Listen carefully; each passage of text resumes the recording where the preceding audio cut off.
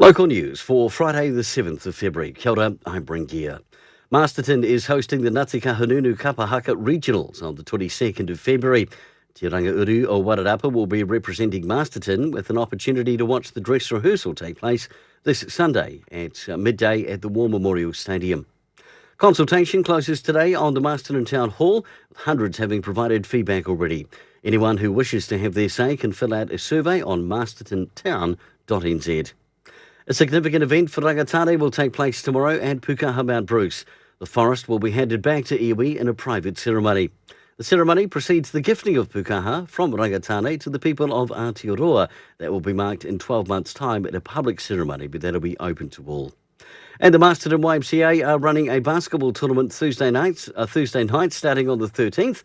The 8-week League of Social Mixed must have at least one female and one child on the court at all times, with the Wai Whānau Cup up for grabs. For local news and sport, kia ora, I'm Brent Gare.